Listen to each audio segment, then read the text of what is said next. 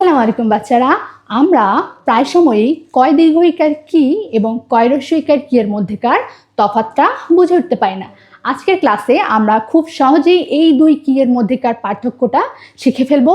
তাহলে আমরা যদি বোর্ডের দিকে তাকাই, তুমি দুপুরে কি খেয়েছো, তাহলে এর উত্তরে মিস কি জানতে চাচ্ছে যে তুমি আজকে দুপুরে ঠিক কোন খাবারটি খেয়েছো। তুমি নিশ্চয়ই উত্তর বললে যে মিস হ্যাঁ, আমি আজকে দুপুরবেলা ভাত, ডাল, মাছ ইত্যাদি খেয়েছি। তাহলে আমাকে বলো, এই যে এক একটা খাবারের কথা তুমি বললে, এসব কি সব কিছুই হচ্ছে এক একটা নাম শব্দ। তাহলে আমরা যখন প্রশ্ন করে আমাদের উত্তরে এরকম বিভিন্ন নাম শব্দ পাবো, সেসব ক্ষেত্রে আমাদের বসাতে হবে হচ্ছে কয় দীর্ঘইকার কি। এখন আমাকে তোমরা বলো, কোনো নাম শব্দের পরিবর্তে অন্য কাউকে নিয়ে আসি, তাকে আমরা কি বলি? তাকে আমরা বলি সর্বনাম। তাহলে এই কয় দীর্ঘইকার কি হচ্ছে আমাদের একটি সর্বনাম পদ।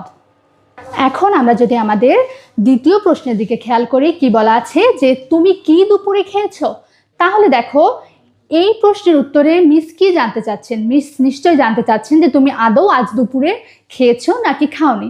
তাহলে তুমিও সিম্পলি মিসকে উত্তর দিতে পারো যে হ্যাঁ মিস আমি খেয়েছি, কিংবা না মিস আমি খাইনি।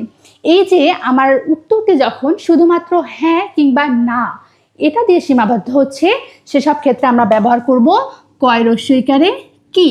দেখো আমি যখন বলছি যে হ্যাঁ মিস আমি খেয়েছি, কিংবা না মিস আমি খাইনি, আমার এই হ্যাঁ না এখানে কিন্তু আমার যে খাওয়া কাজটা বা আমি খেয়েছি নাকি খাইনি এই কাজটাকে মডিফাই করছে বা বিশেষায়িত করছে। তাহলে ক্রিয়ার সম্পর্কে যে অতিরিক্ত তথ্য দেয়, আমরা কি জানি যে ক্রিয়া সম্পর্কে যে অতিরিক্ত তথ্য দেয় কিংবা ক্রিয়াকে যে বিশেষায়িত করে তাকে আমরা বলি ক্রিয়া বিশেষণ।